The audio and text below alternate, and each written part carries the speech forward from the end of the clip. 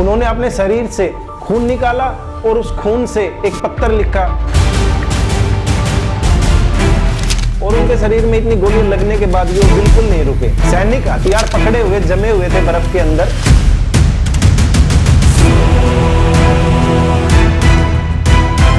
जो 3 साल बाद लद्दाख की बर्फों में खून से लिखी जाने वाली। लेकिन कुछ लोग इस युद्ध के लिए बिल्कुल भी पीछे हटने को तैयार नहीं थे और हमारे जवान बिल्कुल पीछे हटने को तैयार नहीं थे। उनका एक ही माइंडसेट था कि लास्ट मैन लास्ट राउंड।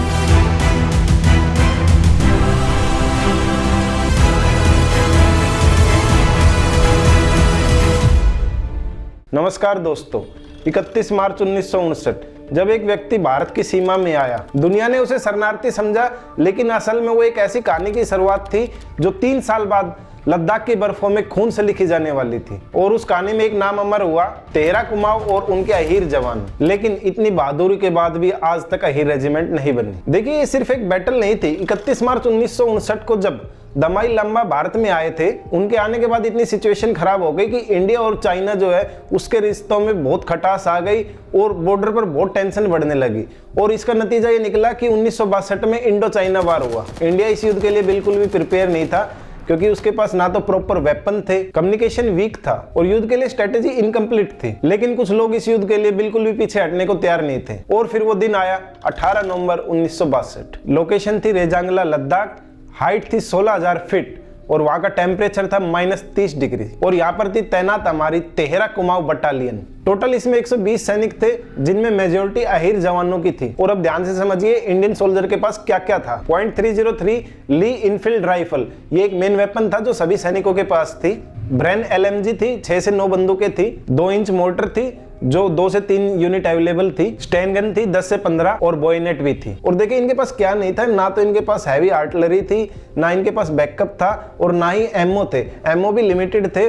और इनके सामने थे चाइनीज, जो भी हजारों की संख्या में थे। उनके पास हैवी वेपन थे और हैवी फायर पावर थे। और फिर वो दिन आया जब 18 नवंबर 1962 को सुबह के 5 बज रहे थे और चाइना के जो हजारों सैनिक थे वो सुबह के 5 बजे हमारे जो सैनिक थे उसके ऊपर अटैक पे अटैक करते हैं। वो पहली वेव में, दूसरी वेव में, तीसरी वेव में हमारे सैनिकों के ऊपर अटैक पे अटैक करने लग रहे थे। और हमारे जवान बिल्कुल पीछे हटने को तैयार नहीं थे। उनका एक ही माइंडसेट था कि लास्ट मैन लास्ट राउंड। और हमारी जो एक कुमाऊं रेजिमेंट थी, इस पूरी लड़ाई के दौरान इसको लीड कर रहे थे हमारे मेजर शैतान सिंह। और उनका जन्म जो है 1 दिसंबर 1924 को हुआ था जोधपुर के अंदर। और जो मेजर शैतान सिंह है वो इस लड़ाई के दौरान प्लाटून टू प्लाटून मूव कर रहे थे, हर एक जवान को कमांड दे रहे थे। और उनके शरीर में इतनी गोलियां लगने के बाद भी वो बिल्कुल नहीं रुके। आखिर में उनके ही एक साथी सैनिक ने उनको एक चट्टान के पीछे बैठा दिया और वहीं पर उन्होंने अपनी अंतिम सांस ली। और उनकी इस वीरता को देखकर हमारी भारत सरकार ने 1963 के अंदर उनको परमवीर चक्र से सम्मानित किया। ये भारत का हाईएस्ट गैलेंट्री अवार्ड है जो एक्सट्रीम ब्रेवरी के लिए दिया जाता है। और देखिए, अब सबसे बड़ा दर्दनाक हिस्सा क्या था। 18 नवंबर 1962 को तो लड़ाई हुई, लेकिन सच्चाई को सामने आते आते 3 महीने लग गए।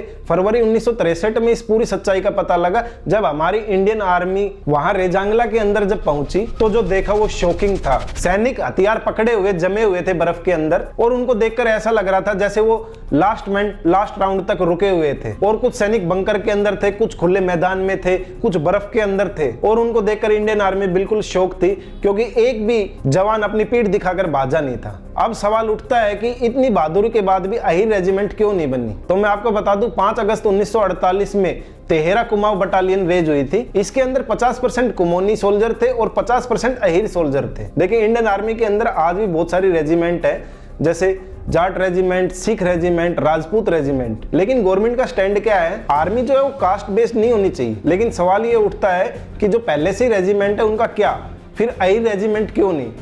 आप भी कमेंट करके मुझे बताएं कि ऐसा क्यों। क्योंकि अहीर कम्युनिटी जो है वो श्री कृष्ण जी के वंशज से बिलोंग करती है और ये वही कम्युनिटी है जिसने रेजांगला को अपनी खून से इतिहास लिखा है। रेजांगला की वो खून से लिखा इतिहास और उसके बाद अहीर रेजिमेंट की मांग जो साल भर चलते रहे। और 2021 के अंदर संयुक्त अहीर रेजिमेंट मोर्चा जो एक ट्रस्ट है वो अहीर रेजिमेंट की मांग जोर शोर से उठाता है। दिन था 4 फरवरी 2022। गुड़गांव के खेड़की दौला टोल पर अनिश्चित काल के लिए एक प्रोटेस्ट शुरू हो जाता है, लेकिन वो 1 महीने तक चलता रहा था जोरों शोरों पर। और उनकी एक ही डिमांड थी कि अहीर रेजिमेंट का गठन किया जाए। जो प्रोटेस्टर्स थे उन्होंने कहा कि गवर्नमेंट ने प्रॉमिस तो कर दिया है, लेकिन वो इसके लिए डिसीजन नहीं ले पा रही है। और देखिए, इस प्रोटेस्ट की वजह से ग्राउंड लेवल की रिपोर्ट क्या थी कि पूरे जो NCR का ट्रैफिक था वो जाम हो गया था। जो हमारी गुड़गांव की ट्रैफिक पुलिस थी उसने रूट डाइवर्जन भी किए थे, और जो हमारी गवर्नमेंट थी उसने किसी भी फोर्स से उन प्रोटेस्टर को नहीं हटाया वहां से, और आज तक अहिर रेजिमेंट ऑफिशियली बनी ही नहीं है। और जब ये प्रोटेस्ट चल रहा था तो एक नाम सामने निकल के आया, महेश मुकदम, और उनकी इस अहिर रेजिमेंट की जो भावना थी वो इस प्रकार थी कि इस मांग को किस तरीके से पूरी करवाया जाए, जो एक उनको अलग ही लेवल पर लेके गई, क्योंकि उन्होंने कुछ ऐसा किया कि वो हमेशा इतिहास में याद किया जाएगा। उन्होंने अपने शरीर से खून निकाला और उस खून से एक पत्र लिखा, और वो पत्र लिखा था हमारे देश के जो रक्षा मंत्री है राजनाथ सिंह, और उन्होंने इस पत्र के अंदर ये मांग की थी कि अहिर रेजिमेंट को ऑफिशियली अनाउंस किया जाए, क्योंकि ये हमारा हक है, ये हमारा अधिकार है। और उनकी मांग जो आप देख सकते हैं ये अखबारों में भी खूब वायरल हुई थी, बहुत सारे सोशल मीडिया के अंदर भी ये छाए हुए थे। क्या अहिर रेजिमेंट बननी चाहिए? क्या ब्रेवरी के आधार पर डिसीजन लेने चाहिए, या सिस्टम के रूल फॉलो होने चाहिए? तो मैं अंत में यही कहूंगा कि रेजांगला की जो बर्फ है आज भी गवाह है कि कुछ कहानियां खत्म नहीं होती, वो सवाल बन जाती है जो हर जनरेशन बार बार पूछती है। और आज भी वही सवाल आपके सामने है कि रेजांगला के अंदर 120 जो जवान थे उनको आज भी सम्मान मिला है या वो कहीं बाकी है? तो आप सभी मुझे बताएं कि अहिर रेजिमेंट को लेके आप सभी के क्या विचार हैं। मिलते हैं अगली वीडियो में, तब तक के लिए जय श्री राम।